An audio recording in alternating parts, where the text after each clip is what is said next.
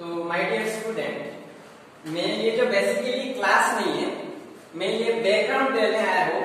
ये क्लास 12 का जो फिजिक्स का पार्ट है उसमें हम लोग को क्या मिलने वाला है ना। तो बेसिकली अगर शुरुआत करेंगे तो उसमें 4 डोमेन आएगा। एक होता है आपका इलेक्ट्रोमैग्नेटिज्म, जो मैंने अभी बैकग्राउंड इसका रखा है बोर्ड में।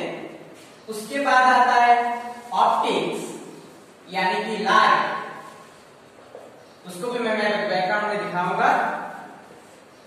उसके बाद आता है आपका इलेक्ट्रॉनिक्स, और लास्ट में जो आता है वो होता है मॉडर्न फिजिक्स। मैं इन डिटेल्स जाऊंगा चैप्टर में जाने के बाद, तो वैसे फुल डिटेल्स में मिल जाएगा। अगर मैं इलेक्ट्रोमैग्नेटिज्म का बात करूं तो ये इलेक्ट्रोमैग्नेटिज्म हमें ये बता रहा है कि यहाँ पर डील किससे होगा, ये इलेक्ट्रॉन यानी कि चार्ज से, और मैग्नेटिज्म यानी कि मैग्नेट या फिर मैग्नेटिक फील्ड से। इसको अगर फिर से स्प्लिट अप करेंगे तो स्प्लिट अप करने से हमें ये नजर आएगा कि इलेक्ट्रोमैग्नेटिज्म जो मैं बोल रहा था, इलेक्ट्रॉन या चार्ज से हमारी बात होगी, वो होता है इलेक्ट्रिसिटी। और मैग्नेटिज्म यानी कि हमसे किस चीज से बात करना पड़ेगा, मैग्नेटिक फील्ड या मैग्नेटिक प्रॉपर्टीज, वो कहां पे आएगा, मैग्नेटिज्म में। और लास्ट में इन दोनों का कॉम्बिनेशन से हम लोग डिस्कस करने वाले हैं इलेक्ट्रोमैग्नेटिक वेव्स। मैं फिर से रिपीट कर रहा हूं, इलेक्ट्रोमैग्नेटिज्म नाम से हमें पता चल रहा है वहां पर 2 चीज है, एक है इलेक्ट्रॉन और एक है मैग्नेट। इलेक्ट्रॉन यानी कि चार्ज, मैग्नेट यानी कि जो हमें मैग्नेटिक प्रॉपर्टीज दिखाएगा, और वैसे ही साथ में उसी मैग्नेट के आसपास क्या करेगा दोस्त, मैग्नेटिक फील्ड तैयार करेगा। और लास्ट में जो मैं बोला क्या है, इलेक्ट्रोमैग्नेटिक वेव्स, इसका मतलब उसमें इलेक्ट्रॉन चार्ज का भी बात होगा और मैग्नेट का भी बात होगा। वेव्स यानी कि वेव्स फॉर्म में आएगा। स्पेसिफिकली मैं बता ही देता हूं, उस वेव्स में क्या रहेगा, इलेक्ट्रिक फील्ड भी रहेगा और साथ में क्या, मैग्नेटिक फील्ड भी रहेगा। जो हमें नजर आएगा उस चैप्टर में दोनों परपेंडिकुलर है। उस इलेक्ट्रोमैग्नेटिक वेव्स में ऑब्वियसली चार्ज हो या पार्टिकल हो, जो भी हम लोग कंसीडर करें, वो किसमें रहेगा दोस्त, मोशन में रहेगा। चलिए फिर से इलेक्ट्रिसिटी में लौट के आते हैं। इलेक्ट्रिसिटी नाम से हमें पता चल रहा है उसमें किस चीज का बात है, इलेक्ट्रॉन यानी चार्ज का बात है। और अगर इलेक्ट्रॉन का बात है तो उसका आसपास एक फील्ड भी बनेगा, उसको हम लोग क्या बोलते हैं दोस्त, इलेक्ट्रिक फील्ड। अभी इस इलेक्ट्रिसिटी को 2 टाइप से डिवाइड किया जा सकता है। अगर इलेक्ट्रॉन रेस्ट में रहा, ये देखो चार्ज यानी कि इलेक्ट्रॉन एट रेस्ट, तो उसको हम लोग बोलते हैं इलेक्ट्रोस्टैटिक्स। और अगर स्पेसिफिकली 2 टर्म से बोले तो उसको हम लोग बोलते हैं स्टैटिक इलेक्ट्रिसिटी।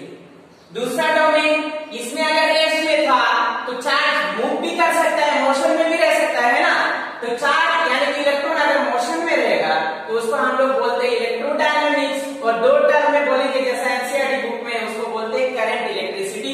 तीसरा याद रखना दोस्त, यहाँ पे जो चार्ज एक मोशन में है, इलेक्ट्रोडायनामिक्स या फिर करंट इलेक्ट्रिसिटी पढ़ने वाले हैं, वो हमारा जो हाउस होल्ड लाइन है उससे रिलेटेड नहीं है। ये डायरेक्ट सिंपल डीसी है, मतलब डायरेक्ट करंट। बैटरी से कनेक्ट करो, देखो क्या उसमें पैरामीटर आ रहा है। इस चार्ज जो रेस्ट में, उसमें क्या है, इलेक्ट्रोस्टैटिक यानी कि स्टैटिक इलेक्ट्रिसिटी। उसमें हमें क्या क्या बेसिकली आने वाला है, एक तो है हमें चार्ज के बारे में बहुत अच्छे से जानना जरूरी है। ये सिर्फ इलेक्ट्रोस्टैटिक में नहीं, पूरे इलेक्ट्रोमैग्नेटिज्म के लिए ये चार्ज के बारे में जानना बहुत जरूरी है। और चार्ज से रिलेटेड जो सबसे बड़ा इंपॉर्टेंट लॉ है वो होता है कूलॉम्स लॉ। दूसरा, अगर चार्ज है तो हम लोग को नजर आएगा चार्ज के आसपास एक फील्ड भी है, तो उसको हम लोग किसमें पढ़ेंगे, इलेक्ट्रिक फील्ड। और उस फील्ड का स्ट्रेंथ को मापने का जो चीज है उसको बोलते हैं इलेक्ट्रिक फील्ड इंटेंसिटी। उसके बाद आपके पास आने वाला इलेक्ट्रिक पोटेंशियल और electric potential energy. Electric dipole भी आने वाला है, डायपोल मतलब 2 क्वांटिटी रहेगा। इलेक्ट्रिक फ्लक्स भी आने वाला है, गॉस थ्योरम, जहां पर हम लोग कूलम्स तो लगा नहीं सकते। और लास्ट में आने वाला है कैपेसिटेंस, जो बेंगोली एसएमएस में बोलते हैं दैट। अगर इलेक्ट्रोडायनामिक्स का बात किया जाए, इलेक्ट्रोडायनामिक्स का बात किया जाए मतलब क्या हो रहा है, चार्ज फ्लो में। चार्ज फ्लो में है मतलब मोशन में। जब स्टैटिक इलेक्ट्रिसिटी में था तो मैं बोला था चार्ज की कौन सा स्टेट में, रेस्ट में, स्टैटिक में। अगर रेस्ट में तो उसमें वेलोसिटी होगा, नहीं होगा। अगर वेलोसिटी 0 है इसका मतलब एक्सीलरेशन भी कितना है दोस्त, एक्सीलरेशन भी ऑब्वियसली 0 है। लेकिन जब चार्ज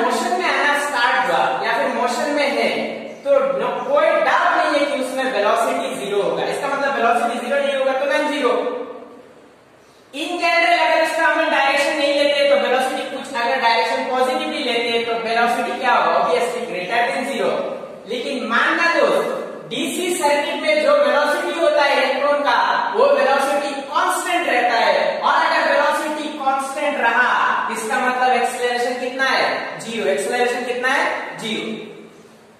चैप्टर को डिस्कस करने जाएंगे तो फर्स्ट हम लोग को जो चीज जानना होगा वो होता है इलेक्ट्रिक करंट। चार्ज को जान लेंगे स्टैटिक में, हम लोग को मोशन जब एनालाइज करेंगे तो वही पता चलेगा कि चार्ज पर यूनिट टाइम, इसको बोलते हैं इलेक्ट्रिक करंट, है ना।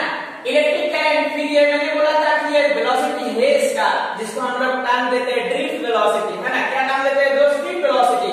और इलेक्ट्रिक करंट में जो पहला और फॉरमोस्ट लॉ आया था वो आया था ओम्स का, तो इसलिए ओम्स लॉ भी पढ़ना पड़ेगा रेजिस्टेंस के साथ। उसके बाद हम लोग को पढ़ना पड़ेगा सेल और ईएमएफ। उसके बाद जो advance form of Ohm's law आया, यानी कि तुम अगर इधर देखोगे कूलम्स लॉ जैसे सब चीज डिस्कस कर नहीं पाया, तो ओम्स लॉ की सब चीज को एनालाइज नहीं कर पाया, तो उसका एडवांस फॉर्म दूसरा लॉ आया किरचॉफ्स लॉ, है ना। उसका भी दो लॉ है। और लास्ट में हम लोग कुछ इंस्ट्रूमेंट वगैरह देखेंगे जैसे कि मीटर ब्रिज, जिसका principle Wheatstone bridge, potentiometer, post office box, ammeter, wattmeter, ये सब चीज हम लोग देखेंगे। अभी इंपॉर्टेंट बात है, मैं मैग्नेटिज्म में जाने से पहले ये नीचे का जो दो टर्म है उसको मैं एनालाइज कर देता हूं थोड़ा। ओरस्टेड एक साइंटिस्ट है जिसने देखा था कि कोई भी वायर में जब करंट जाता है, कोई भी वायर में जब करंट फ्लो होता है, चार्ज का फ्लो होता है, तो उसका आसपास मैग्नेटिक फील्ड प्रोड्यूस होता है। मतलब मैग्नेट है ही नहीं, फिर भी मैग्नेटिक फील्ड है। ये जो इफेक्ट ऑफ करंट है, मतलब effect of flow of charge है थ्रू ए कंडक्टर, उसमें एक इफेक्ट देखा गया जो ओरस्टेड ने देखा था, आप लोगों को पता ही है, magnetic effect of current. Magnetic effect of current का सिंपल सा मीनिंग है development of magnetic field due to electric field, MF due to EF. Joule ने भी एक और इफेक्ट देखा था कि कोई भी एक वायर में जब करंट या चार्ज फ्लो होता है तो वो वायर हीट अप होता है। हीट अप मतलब कौन सा इफेक्ट, हीटिंग इफेक्ट। ये किसने देखा था, साइंटिस्ट जूल ने। तो ये दोनों इफेक्ट किस कारण आया, मैग्नेट था ही नहीं, हीट था ही नहीं, वायर नॉर्मल सा स्टेट में था, वायर नॉर्मल सा स्टेट में था, उसमें मैग्नेटिक फील्ड था ही नहीं। लेकिन जब चार्ज फ्लो होना चालू हुआ, उसका आसपास मैग्नेटिक फील्ड क्रिएट हुआ, और उसी चार्ज जब फ्लो हो रहा था तो वो गर्म हो रहा था, मतलब हीटिंग इफेक्ट आ रहा था। सिंपली अगर मैं मैग्नेटिज्म का बात करूं तो मैं ऑलरेडी बोला था इसमें हम लोग को क्या पढ़ना है, प्रॉपर्टीज ऑफ मैग्नेट पढ़ना है। और मैग्नेट के आसपास भी जैसे चार्ज के आसपास एक फील्ड हो रहा था, इसको इलेक्ट्रिक फील्ड बोल रहे थे, मैग्नेट के आसपास भी एक फील्ड होता है जिसको हम लोग मैग्नेटिक फील्ड बोलते हैं। वो तो पढ़िए, जैसे करंट फ्लो हो रहा था या फिर चार्ज फ्लो हो रहा था, उसका कुछ इफेक्ट था। हम लोगों ने ये भी देखा, फैराडे ने बोला था कि मैग्नेटिज्म का भी कुछ इफेक्ट है। कैसे, एक वायर उसका पास अगर कोई मैग्नेट लेके जाओगे या दूर लेके आओगे तो जो एमीटर हमें रीडिंग देता है वो नीडल थोड़ा डिफ्लेक्ट होता है। इसका मतलब ये मैग्नेटिज्म का कुछ ना कुछ इफेक्ट करंट डेवलपमेंट में भी है। तो इसको हम लोग बोलते हैं इलेक्ट्रोमैग्नेटिक इंडक्शन, विद्युत चुंबकीय आवेश। फैराडे ने बोला था ये क्या है, जैसे मैग्नेटिक फील्ड क्रिएट हो रहा था इलेक्ट्रिक फील्ड के कारण, वैसे ही मैग्नेटिक फील्ड के कारण अगर इलेक्ट्रिक फील्ड अराइज होता है तो उसको हम लोग बोलते हैं इलेक्ट्रोमैग्नेटिक इंडक्शन। और सिंपली अगर सेंटेंस में बोलेंगे तो डेवलपमेंट ऑफ ईएफ यानी electric field due to what, MF यानी कि मैग्नेटिक फील्ड। ये जो करंट इलेक्ट्रिसिटी में हम लोग पढ़ रहे थे डीसी, तो उसका ये एप्लीकेशन इफेक्टिव ऑफ मैग्नेटिज्म से हम लोग का और एक चैप्टर जो नॉर्मल हाउस लाइन में है उसका हम लोग बोलते हैं ऑल्टरनेटिंग करंट। डिटेल्स में उसमें समझाया जाएगा। लास्ट में अगर मैं आऊं इलेक्ट्रोमैग्नेटिक वेव्स, जो लास्ट चैप्टर भी है तुम लोग का एनसीईआरटी का, मैं वैसे भी चैप्टर बता दूंगा क्या क्या है। तो मैं देखो बोल रहा था इलेक्ट्रिसिटी में एक कंडीशन में चार्ज रेस्ट में था यानी कि स्टैटिक इलेक्ट्रिसिटी, और दूसरा कंडीशन में था चार्ज मोशन में यानी कि करंट इलेक्ट्रिसिटी। मैग्नेट का बात तो हो गया। इलेक्ट्रोमैग्नेटिक वेव्स अगर उसमें देखोगे तो दोनों फील्ड है, यानी कि इलेक्ट्रिक फील्ड भी है और मैग्नेटिक फील्ड भी है। चार्ज एंड मोशन में मैं पहले ही बोल के रख दिया था, इसका मतलब ये कंफर्म हो गया कि वेलोसिटी जीरो नहीं है। अगर वेलोसिटी जीरो नहीं है तो वेलोसिटी कांस्टेंट है, ऐसा है क्या? नहीं है। वेलोसिटी कांस्टेंट हम लोग किस में लेंगे, सिर्फ डीसी सर्किट को जब एनालाइज करेंगे तो उसी केस में हम लोग मानते हैं या फिर है कि वेलोसिटी कांस्टेंट है। कोई भी इलेक्ट्रोमैग्नेटिक वेव्स यहां से शुरू हुआ, सोर्स से पहुंच गया उधर, उसमें एक्सेलरेशन रहेगा। और अगर रिवर्स में बोलेंगे तो वेलोसिटी अगर कांस्टेंट नहीं है इसका मतलब वेलोसिटी वेरिएबल है, और अगर वेलोसिटी वेरिएबल है तो कभी भी एक्सेलरेशन जीरो नहीं हो सकता। अगर वेलोसिटी चेंज हो रहा है इसका मतलब एक्सेलरेशन कभी जीरो हो नहीं सकता।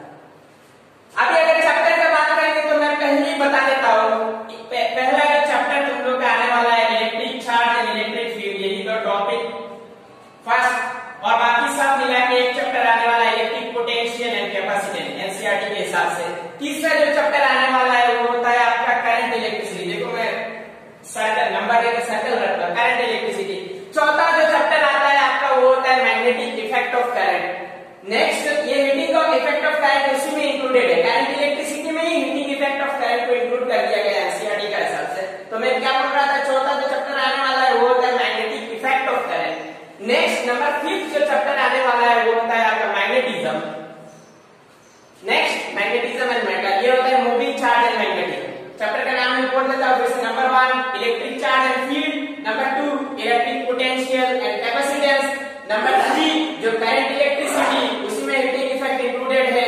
Chapter 4 magnetic effect of current, इसको अच्छे से नाम दिया गया कि moving charge and magnetism. Next chapter number 5 that is magnetism, simply magnetism and matter, whatever the matter related with the magnetic properties. Chapter 6 जो आने वाला है वो होता है आपका इलेक्ट्रोमैग्नेटिक इंडक्शन। 7 में आपका आने वाला है ऑल्टरनेटिंग करंट एसी सर्किट। और चैप्टर 8 जो लास्ट चैप्टर आने वाला है वो होता है इलेक्ट्रोमैग्नेटिक वेव्स।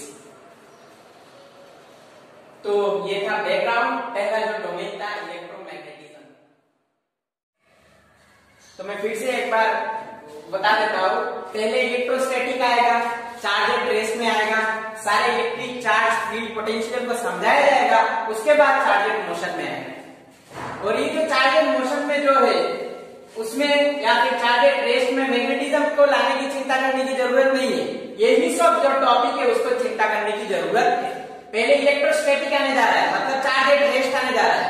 क्रोनोलॉजी समझ लो स्टूडेंट लोग, पहले चार्ज एंड ट्रेस आने जा रहा है, उसके बाद चार्ज एंड मोशन में आएगा। और ये चार्ज एंड मोशन सिर्फ इलेक्ट्रोडायनामिक्स में नहीं है, लगभग पूरे इलेक्ट्रोमैग्नेटिज्म में आने वाला है। ये जो मैग्नेटिक इफेक्ट ऑफ करंट जो है ये मैक्सिमम स्टूडेंट का समस्या है, क्योंकि ये बाकी टॉपिक्स को जोड़ता है परंतु पूरा स्टूडेंट कम्युनिटी का ही समस्या है। तो पहले मैं बता देता हूं, फिर से इलेक्ट्रोस्टैटिक आने जा रहा है, उसमें सारे इलेक्ट्रिक चार्ज फील्ड पोटेंशियल को अच्छे से समझाया जाएगा। तो स्वाभाविक रूप से ये सब टॉपिक से स्टूडेंट लोगों को भय रखने की जरूरत नहीं। तो अभी जो मैं फिर से जो दूसरा जो टॉपिक है वो डिस्कस करने वाला हूं। ऑप्टिक्स को मैं for the time being stagnant रखता हूं। क्यों? मैं ये बताना चाहता हूं, ये जो इलेक्ट्रोमैग्नेटिज्म है, हायर स्टडीज में कोई भी हो तो वो इलेक्ट्रोमैग्नेटिज्म अंडर द डोमेन आएगा इलेक्ट्रोमैग्नेटिक फील्ड थ्योरी, ईएमएफ जिसको बोलते हैं। तो इससे ये जो इलेक्ट्रोमैग्नेटिज्म है उससे बहुत अच्छे से दोस्ती है इलेक्ट्रॉनिक्स। तो इसलिए मैं अब इलेक्ट्रॉनिक्स में आ रहा हूं, ऑप्टिक्स को बीच में रुकवा के। तो ये जो इलेक्ट्रॉनिक्स है इसका तुम लोगों को पता ही है, इलेक्ट्रॉनिक इंजीनियरिंग है, उसमें पता है में इलेक्ट्रिकल इंजीनियरिंग है। तो ये जो इलेक्ट्रॉनिक्स है ये बेसिकली 3 चैप्टर या 3 डोमेन में बेसिकली डिवाइड किया गया है तुम लोगों का सिलेबस में। एक होता है बेसिक इलेक्ट्रॉनिक्स, जिसमें हम लोग को इनपुट्स वगैरह या जो भी इलेक्ट्रॉनिक्स सामान है उसके बारे में थोड़ा डिस्कस करेंगे। दूसरा जो है डिजिटल, मतलब एनालॉग जो नहीं है, डिजिटल इलेक्ट्रॉनिक्स। और लास्ट में आया इसका जो अभी मतलब पूरा मॉडर्नाइज तरीके से पढ़ाई किया जा रहा है इलेक्ट्रॉनिक्स एंड टेलीकम्युनिकेशन इंजीनियरिंग। तो वो होता है इलेक्ट्रॉनिक्स एंड कम्युनिकेशन, मतलब इलेक्ट्रॉनिक्स कम्युनिकेशन के साथ कैसे लेना देना है। अगर बेसिक इलेक्ट्रॉनिक्स का बात करूं तो बेसिक इलेक्ट्रॉनिक्स में पहले तुम लोगों को जो जानना पड़ेगा वो होता है सेमीकंडक्टर। और मैं और एक चीज भी बोलना चाहता हूं, जो इलेक्ट्रॉनिक्स इंजीनियरिंग में नहीं है या इलेक्ट्रिकल इंजीनियरिंग में नहीं है, लेकिन कोई भी ब्रांच उन लोगों के लिए एक यूनिट या फिर एक सेमेस्टर में एक बुक आएगा जिसको बोलते हैं सॉलिड स्टेट फिजिक्स। तो वो सॉलिड स्टेट फिजिक्स में एक्चुअली आता है। तो सेमीकंडक्टर पढ़ाई करेंगे, उसके बाद हमारे लिए आएगा डायोड और रेक्टिफायर। डायोड और रेक्टिफायर, और रेक्टिफायर बेसिकली रेक्टिफायर में हम लोग के साथ आएगा या हम लोग के सामने आएगा हाफ वेव या फिर फुल वेव रेक्टिफायर। मैं बेसिकली नाम ही बोल रहा हूं, अंदर तक नहीं जा रहा क्योंकि ये बैकग्राउंड का लेक्चर है। लास्ट में आएगा बेसिक इलेक्ट्रॉनिक्स पर ट्रांजिस्टर और एम्पलीफायर। डिजिटल इलेक्ट्रॉनिक्स में हम लोग को शुरुआत करना ही पड़ेगा मैथ्स का एक टॉपिक जिसको बोलते हैं नंबर सिस्टम, मतलब बाइनरी सिस्टम, जहां पर हम लोग का सिर्फ 0 और 1 से बात होगा, यस या फिर नो। उसके साथ रिलेटेड में हम लोग को कुछ पढ़ना पड़ेगा Boolean algebra in the terms of Babylonian system. और लास्ट में जो एक्चुअली डिजिटल इलेक्ट्रॉनिक्स है या फिर गेट इलेक्ट्रॉनिक्स है वो आएगा हमारा लॉजिक गेट, जो बहुत ही इंपॉर्टेंट है। कोई भी एग्जाम आपका हो, बोर्ड हो या फिर नीट हो या फिर जेडब्ल्यू हो, लॉजिक गेट को अच्छी तरीके से एनालाइज करना पड़ेगा, बहुत सारा क्वेश्चन भी डिस्कस करना पड़ेगा। इलेक्ट्रॉनिक्स और कम्युनिकेशन में जाओगे तो बहुत सारा पढ़ाई लिखाई नहीं है, एक छोटा सा चैप्टर है कम्युनिकेशन सिस्टम जो बेसिकली लास्ट में आता है। मैं पहले ही बोल रहा हूँ ये चैप्टर ऑफ योर सिलेबस, और ये दोनों मिला के एक चैप्टर आता है एनसीईआरटी का हिसाब से, semiconductor and electric device, semiconductor और इलेक्ट्रिक डिवाइस, ये दोनों मिला के एक ही चैप्टर में। तो चलिए, जो लास्ट डोमेन है, वैसे भी मैं ऑप्टिक्स को बीच में छोड़ा है, लास्ट डोमेन आता है मॉडर्न फिजिक्स। इसको पहले बात ये है कि मॉडर्न फिजिक्स क्यों नाम किया गया। याद रखना, जो हम लोग फर्स्ट ईयर में पढ़े थे वहां पे क्या था, माइक्रोस्कोपिक पार्टिकल था, मतलब सर्टेन मास का कुछ वॉल्यूम वगैरह था। तो वो जो पढ़ाई था हमारा वो था क्लासिकल फिजिक्स, है ना। उसमें काम अभी ज्यादातर टाइप से बंद ही है, कोई आगे नहीं बढ़ा। लेकिन ये मॉडर्न फिजिक्स जो है अभी का स्टेट में पूरा दुनिया में इसी से काम चल रहा है, पूरा दुनिया का सब साइंटिस्ट में बहुत सारा काम में लगे हुए। ये जो मॉडर्न फिजिक्स है ये बेसिकली वो अगर माइक्रोस्कोपिक था क्लासिकल फिजिक्स, तो ये मॉडर्न फिजिक्स क्या होगा दोस्त, माइक्रोस्कोपिक पार्टिकल के लिए। तो उसमें यही बात है कि इसमें क्या है दोस्त, एटम न्यूक्लियर, इस चीज से मैटर बना हुआ है। तो पहला इसका अगर 3 पार्ट में डिवाइड किया जाए, या फिर बेसिकली 3 पार्ट है, एक होता है एटॉमिक फिजिक्स, दूसरा होता है न्यूक्लियर फिजिक्स, और लास्ट वाला होता है dual nature of matter and radiation, मतलब मैटर का ड्यूअल नेचर से हम लोग डिस्कस करना पड़ेगा। अगर एटॉमिक फिजिक्स में ध्यान दिया जाए तो एटॉमिक फिजिक्स मतलब पहले ही हम लोग को डीराइव करना पड़ेगा atomic structure. Atomic structure, atom देखने में कैसा है, उसका शेप कैसा है, उसका साइज कैसा है, उस टाइप का। उसके बाद आता है ये जो एटम्स है उसके अंदर क्या है, मतलब ये एटम्स का फैमिली में कौन कौन है। बेसिकली सबको अब तक पता ये है क्या क्या है, इलेक्ट्रॉन है, प्रोटॉन है, न्यूट्रॉन है, क्वार्ट्ज भी है, इसका स्टडी हम लोग के पास नहीं है लेकिन वो भी है।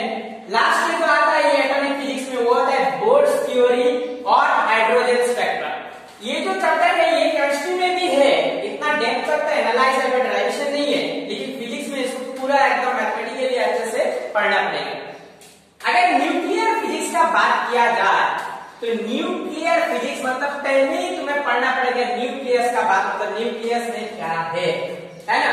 तो न्यूक्लियस पढ़ाई करने के बाद हम लोग देखेंगे रेडियो एक्टिविटी, जहां पर हम लोग थोड़ा बहुत decay, alpha decay, beta decay, gamma decay का बात करेंगे, और लास्ट में जो आता है वो होता है न्यूक्लियर रिएक्शन। ड्यूअल नेचर पे अगर देखा जाए, मैटर हो या रेडिएशन जो भी हो, तो उसका 2 टाइप का नेचर है, या फिर 2 टाइप का नेचर से हम लोग उसको डिस्कस करना पड़ेगा, वेव नेचर और पार्टिकल नेचर। ये भी थोड़ा बहुत है केमिस्ट्री में, और पहले का कोर्स में ये न्यूक्लियर केमिस्ट्री बोल के एक चैप्टर था जो अब नहीं है, थोड़ा बहुत एटॉमिक या एटॉमिक स्ट्रक्चर जो केमिस्ट्री का चैप्टर है उसमें थोड़ा बहुत इंक्लूडेड है, लेकिन फिजिक्स को पूरा सेग्रीगेट करके ये इसको बहुत अच्छे से पढ़ना पड़ेगा। समझ में आया पूरा श्योर? एक पल में जो समझ में आ जाए वो फिजिक्स का वो झोंका है और कुछ नहीं। फर्स्ट ईयर का क्लासिकल फिजिक्स का वो रंगीन धोखा था और कुछ नहीं, याद रखना दोस्तों।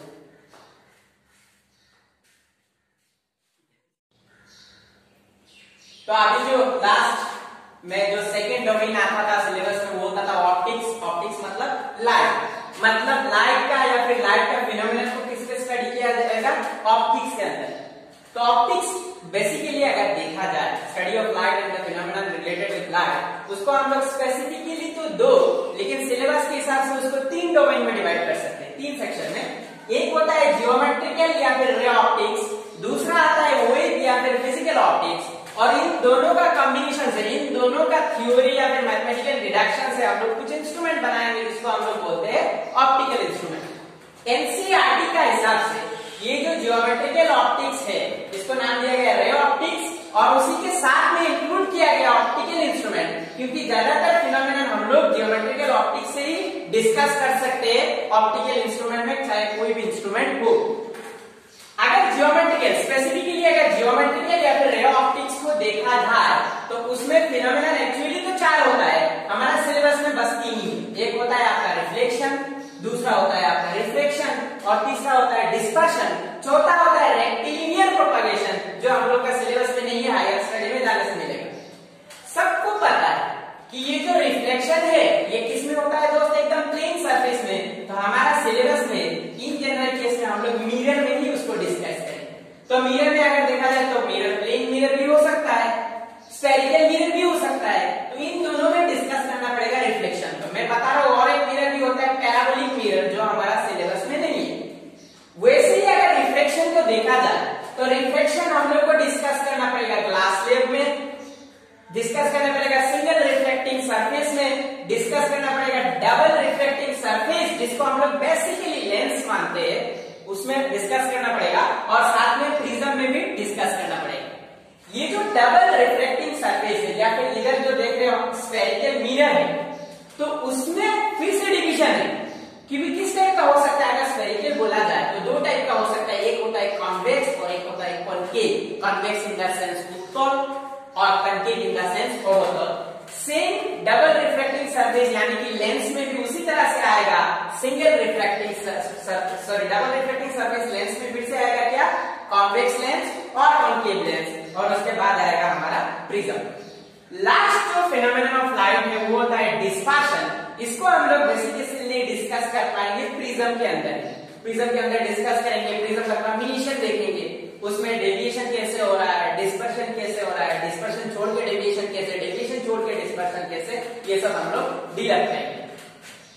बात किया जाए वर्ड ऑप्टिक्स और फिजिकल ऑप्टिक्स, तो फिजिकल ऑप्टिक्स नाम हमें यही सजेस्ट कर रहा है कि यही असली फिजिक्स है। इस रे ऑप्टिक्स को अगर ध्यान में दोगे तो उसमें फिजिक्स का कुछ है ही नहीं दोस्त। एक रे से लाइट को डिफाइन करना है, मतलब मान लेना है कि लाइट कैसे जा रहा है दोस्त, एक रे में, मतलब रे जा रहा है स्ट्रेट के हिसाब से जा रहा है, उसका डायरेक्शन ऑफ प्रोपगेशन भी देते हैं, मतलब एक्चुअल में ऐसा नहीं, एक्चुअल में कैसा होता है दोस्त, वेव फ्रॉम में जाता है। तो इसमें कुछ फिजिक्स का बात नहीं होगा। जिसको जितना अच्छे से जियोमेट्री आता है, जिसको मैं पहले फिर से बोल रहा हूँ, जिसको जितना अच्छे से जियोमेट्री आता है, मतलब मैथ्स का टॉपिक, उसी को उतना अच्छे से जियोमेट्रिकल ऑप्टिक्स आएगा, और ये कोई भी एग्जाम हो बहुत अच्छा मार्क्स कैरी करता है। बात किया जाए फिजिकल ऑप्टिक्स तो अगर वही का बात हो रहा है तो पहले ही बात आता है क्या है दोस्त, इंटरफेरेंस। तो उसमें इंटरफेरेंस डिस्कस किया जाएगा, उसी का रिलेटेड में आएगा डिफ्रैक्शन, और एक टॉपिक या फिर और एक फिनोमेनन ऑफ लाइट आएगा with respect of physical optics, that is polarisation. Optical instrument का बात किया जाए लास्ट में, तो वैसे भी इधर इंक्लूड किया जाएगा क्योंकि मैक्सिमम फिनोमेना इससे रिलेटेड है, ज्योमेट्रिकल ऑप्टिक्स से। तो उसमें आएगा दो टाइप का इंस्ट्रूमेंट, एक होता है माइक्रोस्कोप और एक होता है टेलीस्कोप। माइक्रोस्कोप क्या होता है दोस्त, कोई भी छोटा चीज को बड़ा करके देखना, उसको बोलते हैं माइक्रोस्कोप। तो टेलीस्कोप क्या होता है, टेलीस्कोप ये होता है दूर का जो बड़ा चीज है उसको पास लाके एकदम क्लियरली देखना, उसको बोलते हैं टेलीस्कोप। माइक्रोस्कोप में हम लोग दो टाइप का माइक्रोस्कोप डिस्कस करेंगे, वैसे भी तुम लोग बायोलॉजी में करते हुए, एक होता है सिंपल माइक्रोस्कोप और एक होता है कंपाउंड माइक्रोस्कोप। अगर टेलीस्कोप में देखा जाए तो उसमें रिफ्लेक्शन वाला टेलीस्कोप रहेगा और रिफ्लेक्शन वाला भी रहेगा। रिफ्लेक्शन मतलब रिफ्रैक्टिव टाइप टेलीस्कोप, और रिफ्लेक्शन से जो रिलेटेड है वो होता है रिफ्रैक्टिव टाइप टेलीस्कोप। अगर देखेंगे चैप्टर में एंट्री के बाद तो वो रिफ्लेक्टिव टाइप जो टेलीस्कोप होगा उसमें दो तीन आएगा, terrestrial telescope, Galilean telescope, astronomical telescope, ये सब आएगा। तो अगर रिफ्रैक्टिव टाइप में जाएंगे तो उसमें भी दो टाइप हमारा सिलेबस में, एक होता है Newtonian telescope, Newtonian refractive type telescope, और एक होता है कैसिड्रेनियन रिफ्रैक्टिव टाइप टेलीस्कोप। तो ये था एकदम तुम्हारा क्लास 12 का बैकग्राउंड, जो चीज कैसे हमें कोई मुझे बोल रहा था मैं ये बैकग्राउंड बना रहा हूँ स्टूडेंट को टफ दिखाने के लिए, जरा भी नहीं, ये कोई बैकग्राउंड नहीं, नाम से मैं बोला सिर्फ। ये सब चीज कोई बैकग्राउंड हो या ना हो, ये सब चीज आने जा रहा है तुम्हारा सामने, ये साल भर के लिए आने जा रहा है, इसको पढ़ना पड़ेगा, आने वाला है, बहुत बारीकी से इसको पढ़ना पड़ेगा, और कोई भी एग्जाम हो उसमें अच्छा मार्क्स कैरी करना ही पड़ेगा। ये कोई बैकग्राउंड नहीं, ये सब आने वाला ही है, आने जा रहा है, मान के चलो। Thank you very much. अगर इस वीडियो को अच्छा लगा तो अपने दोस्तों में भी शेयर करना, मैं कोशिश करूंगा ये सब टॉपिक डिस्कस करने के लिए within the span of 1 year. तो thank you very much, like भी दे देना है, सब्सक्राइब कर लेना, और अपने दोस्तों के साथ भी इस वीडियो को शेयर कर देना। Thank you very much.